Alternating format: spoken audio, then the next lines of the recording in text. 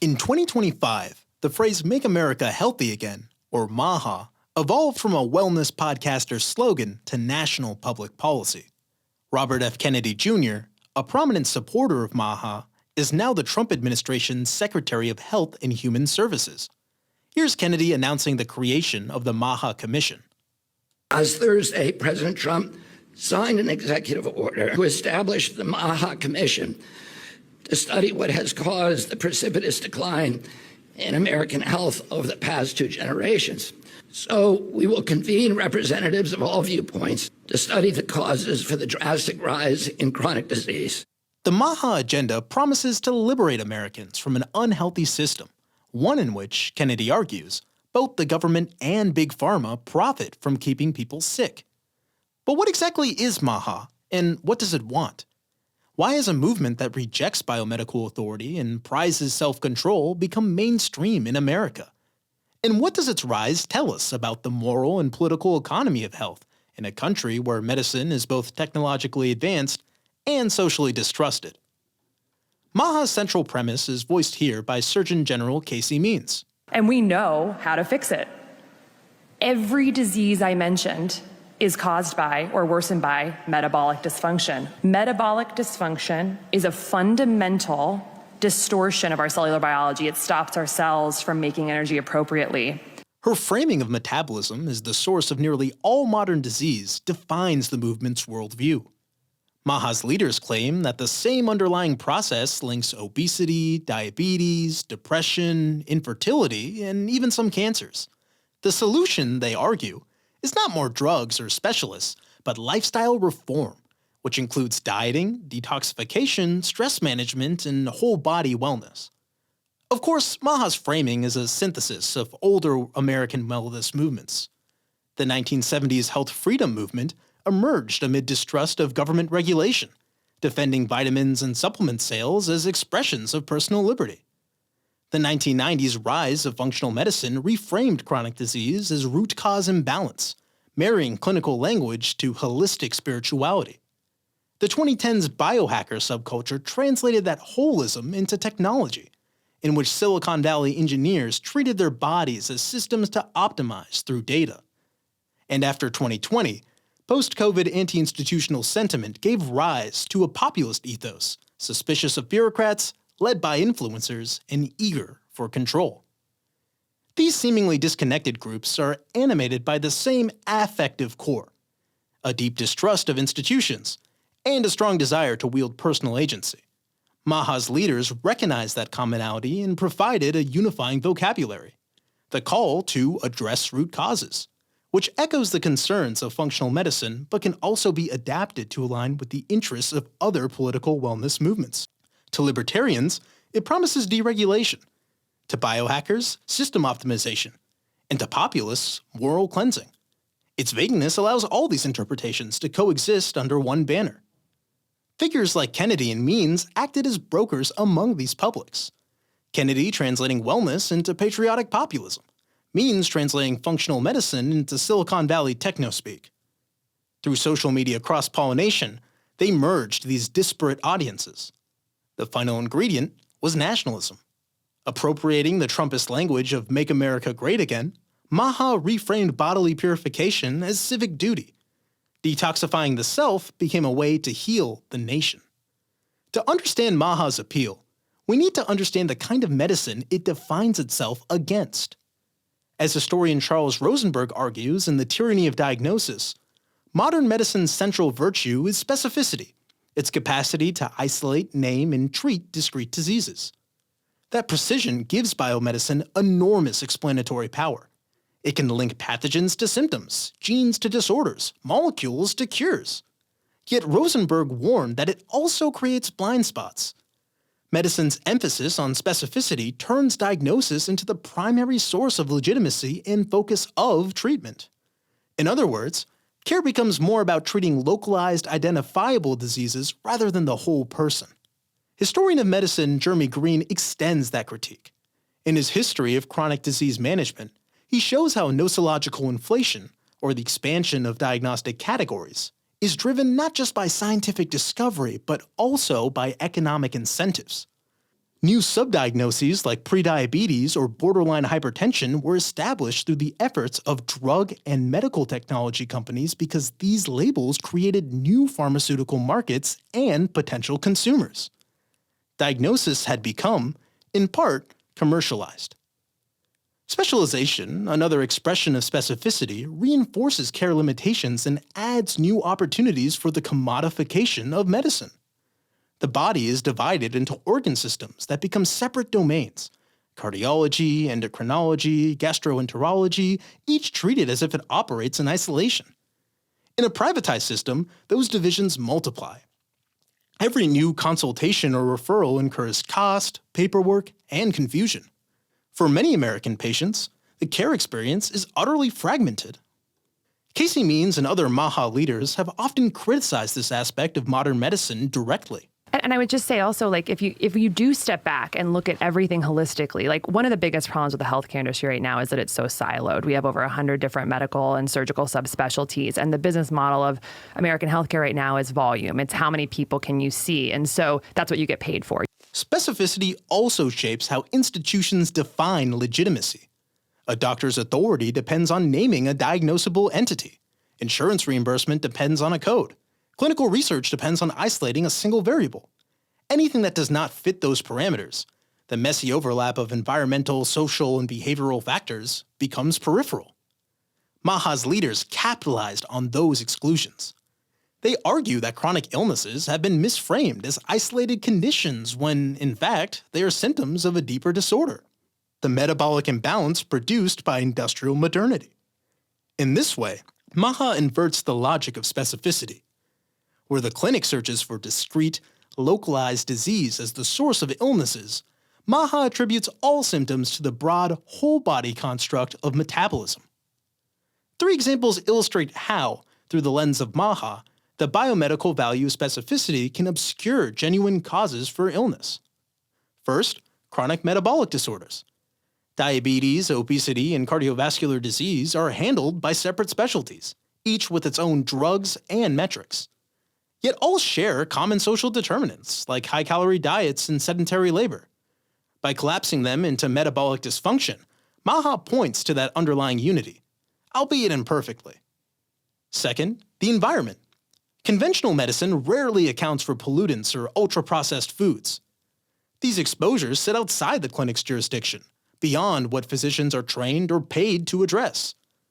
MAHA brings them to the center, framing them as evidence that medicine prioritizes corporate profit over public health. Third, pharmaceuticals. Drug development is guided by profit incentives, so companies design treatments that sustain dependence rather than improve overall health outcomes. Lifestyle and social interventions, by contrast, attract little commercial investment. In MAHA's framing, this absence becomes proof of systemic corruption. Medicine is seen as compromised by profit, while self-directed or collective lifestyle change represents moral and therapeutic freedom. These reinterpretations help explain MAHA's appeal.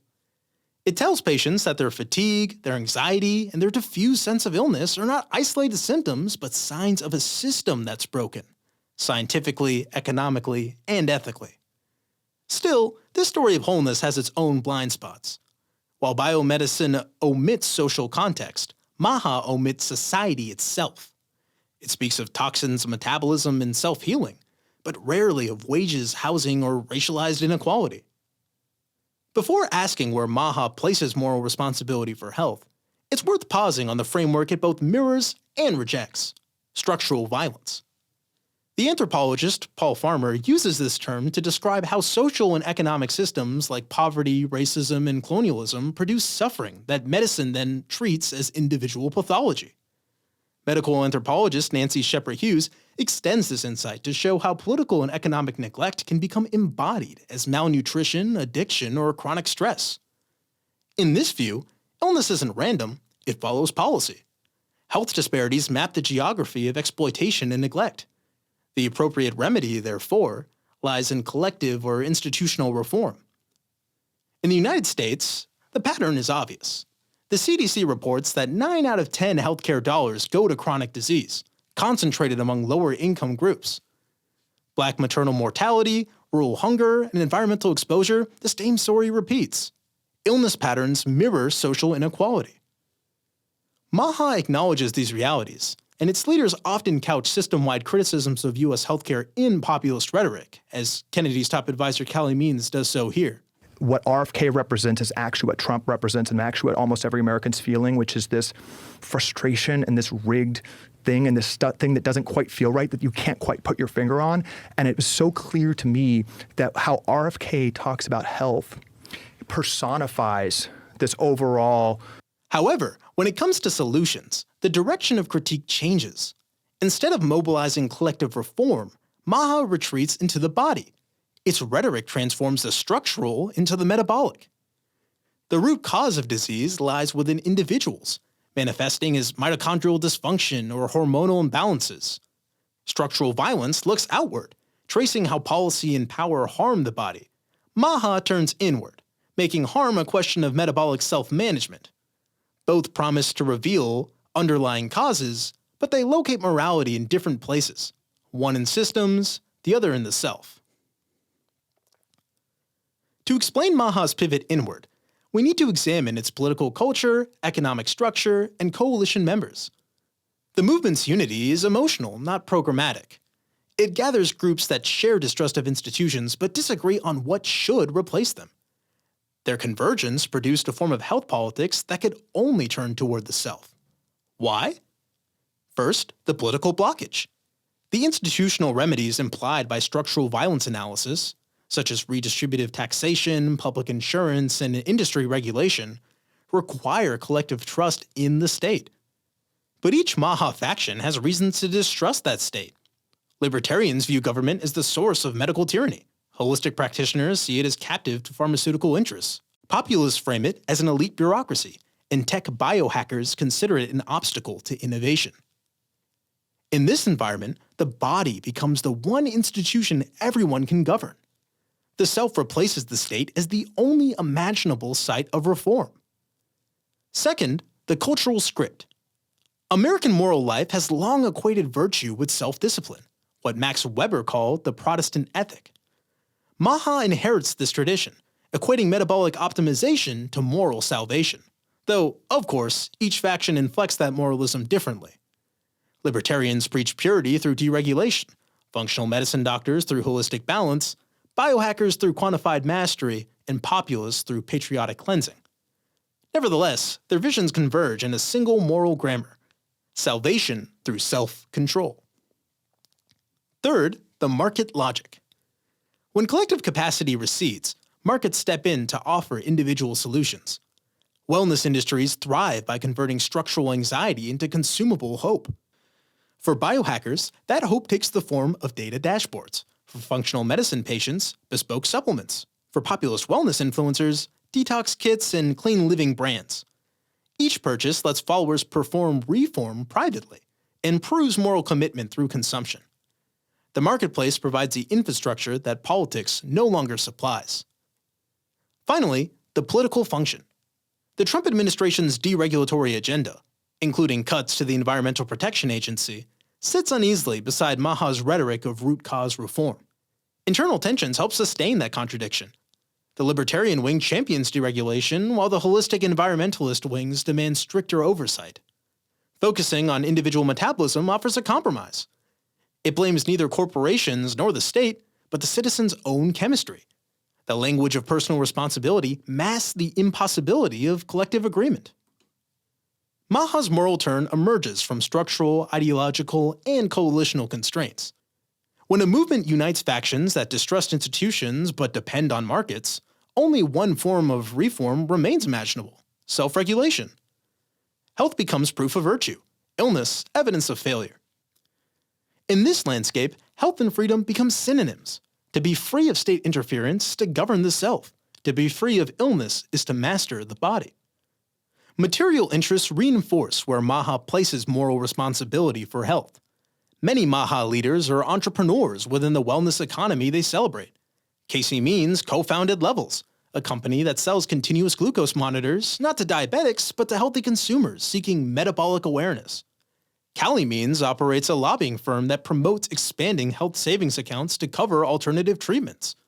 Other affiliates run functional medicine clinics that market micronutrient testing and detox protocols. These ventures profit precisely from the individualized consumer-driven model that MAHA prescribes. The movement's critique of big pharma thus opens a new commercial frontier, the small pharma of supplements and personalized data. Instead of government or employer insurance, the market becomes the moral infrastructure of care. Within MAHA, wellness products become tokens of virtue. To buy is to care. To measure is to be responsible. This arrangement resolves a cultural contradiction. Americans can express distrust of corporate medicine while still consuming health commodities. Structural distrust becomes a market opportunity. At this point, philosopher Michel Foucault's notion of biopolitics becomes useful. Foucault describes modern governance as the management of populations through health and discipline. In the classical welfare state, this took the form of sanitation, vaccination, and public health bureaucracy. Neoliberalism, the political logic that treats markets, not governments, as the main engines of social order, shifts that responsibility from institutions to individuals. Under neoliberalism, the locus of control shifts inward. Citizens are expected to manage themselves through risk awareness, diet, and lifestyle choices. MAHA embodies this governmentality without the government. It rejects public health mandates, yet multiplies private ones. Continuous glucose monitors, meal plans, and detox rituals replace bureaucratic oversight with self-surveillance. The healthy subject is not obedient but vigilant, forever tracking, optimizing, correcting. To be metabolically healthy is to be permanently responsible. As in other wellness regimes, failure becomes moral failure. If your glucose spikes or your energy dips, you have mismanaged yourself. Structural inequity recedes into the background noise of personal data. Philosopher of science Ian Hacking would call this a process of making up people, the creation of new categories of selfhood. Once categories exist, people learn to see and manage themselves through them. MAHA's wearables and biomarkers perform exactly this work to invent a new citizen, the metabolically healthy American. This subject distrusts the state, but it also reproduces its logic of measurement. Wellness becomes identity and surveillance. MAHA's pattern is not uniquely American. Across the globe, neoliberal reforms have turned collective medicine into marketized wellness. In China, as anthropologist Mai Zhan documents, traditional Chinese medicine once served socialist ideals of low-cost preventive care. After economic liberalization, it became a middle-class luxury.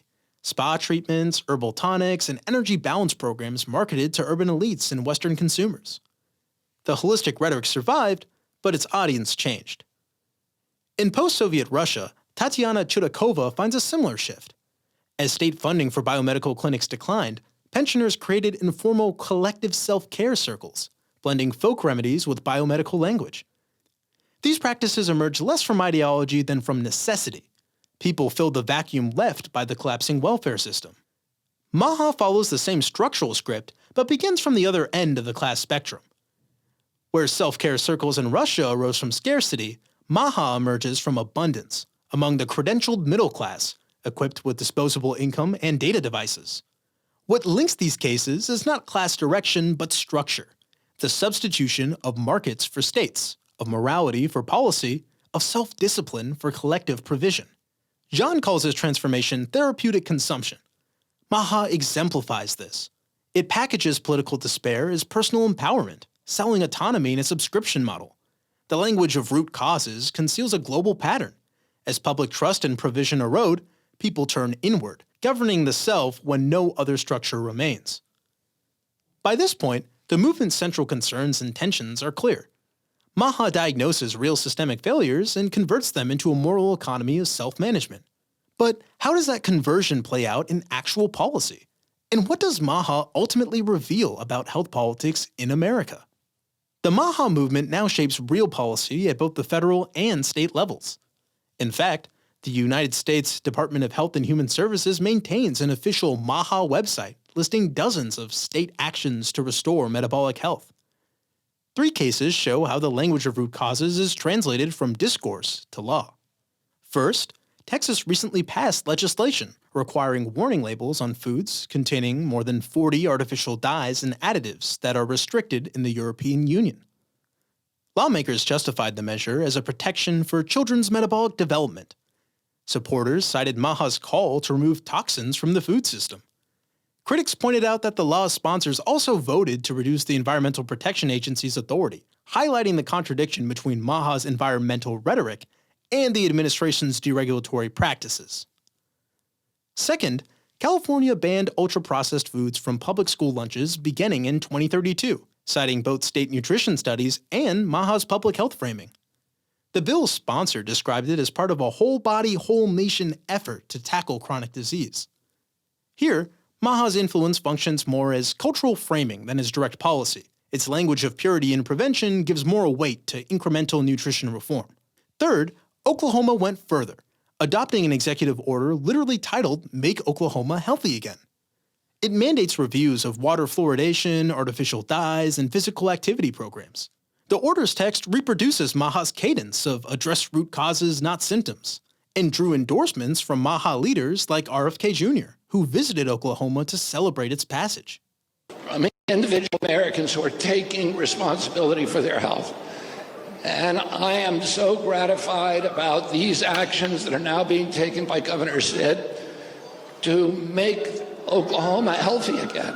Kennedy's phrasing is telling. Even while standing beside a governor announcing a state initiative, he cast reform as the achievement of individual Americans taking responsibility. The policy itself reflects that logic. It requires only reviews, not concrete changes, turning state action into a performance of personal responsibility rather than a mechanism for structural improvement. The state-level policies inspired by MAHA also reveal the movement's deepest fault lines. What appears outwardly as coherent root-cause revolution is, in practice, an uneasy coalition whose factions often work at cross purposes. MAHA's claim to pursue science-based prevention masks divergent ways in which knowledge is obtained and perceived. Functional medicine practitioners and biohackers value quantification and biometrics, while populist wellness influencers reject laboratory authority altogether, favoring natural healing and religious or patriotic purity. This explains why the same leadership circle that cites metabolic studies to justify food additive bans also platforms vaccine skepticism and detox cures. The banner of science is broad enough to shelter both evidence-based prevention and its rejection. The movement condemns corporate profiteering, yet depends on markets for its infrastructure. Tech entrepreneurs sell the monitoring devices that enable self-tracking. Functional medicine clinics profit from supplement regimens. Wellness influencers monetize distrust through branded detoxes. These economic interests map onto factional identities. The libertarian wing sees commerce as freedom, the holistic wing as authenticity, and the populist wing as proof that individuals, not governments, can fix themselves. Polling by the Washington Post and KFF in late 2025 shows MAHA's base clustered among white, middle, and upper-income voters, the population best equipped to buy the products that enact its ideals. Working-class Americans, whose chronic disease burdens are highest, remain largely outside the movement, priced out of metabolic self-care. The result is a populism of tone without redistribution, a language of the people spoken through elite consumption. Behind these policy and class divides lies a deeper moral tension. MAHA casts self-discipline as patriotic virtue, but depends on collective identity for meaning. It promises liberation from control, but it multiplies obligations to monitor, detoxify, and improve. The movement's freedom is not freedom from authority, but freedom to bear authority alone. In this sense, MAHA's contradictions are not flaws of messaging, they are the engine of its coherence. A coalition that brings together deregulators and reformers, empiricists and purists, entrepreneurs and populists can survive only by translating disagreement into a moral struggle. Its rhetoric of root causes provides the moral cover for internal incompatibility. Everyone can believe they are fighting the same corruption even as they define health, science, and freedom differently. The result is a movement that perpetually critiques itself but cannot dissolve because its very instability keeps it alive. MAHA arose from legitimate grievances, including fragmented care, chronic disease, and institutional mistrust. It correctly perceives that something is sick at the heart of American medicine. But its cure mirrors the disease. By locating salvation in self-control and consumption, it extends the very neoliberal logic that produced structural ill health. Its factions translate structural distress into divergent moral languages, each defining root causes through its own lens. What binds them is not shared belief, but shared distrust. Under this elastic banner, MAHA converts political failure into moral discipline and transforms collective breakdown into a story of purified self-governance. Biomedicine's value as specificity reduces the body to parts. MAHA reduces society to bodies. One makes disease technical, the other moral. Both displace politics. As Paul Farmer would remind us, real prevention requires altering the social structures that pattern vulnerability, not disciplining individuals. Yet such alteration demands collective institutions, the very entities MAHA's followers are taught to distrust. This flexibility is the secret of its endurance. Coherent enough to mobilize, yet fragmented enough to adapt, MAHA's coalition reflects the contradictions of neoliberal America: technologically sophisticated, spiritually restless, politically paralyzed. Its vision of root causes names the right malady, but prescribes the wrong therapy. It promises wholeness in an age that no longer believes in public life.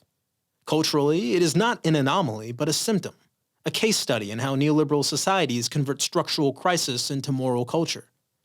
When Americans diagnose the nation through their metabolisms, they reveal an ethnographic truth. In the absence of trust in systems, the body becomes the only institution left to govern.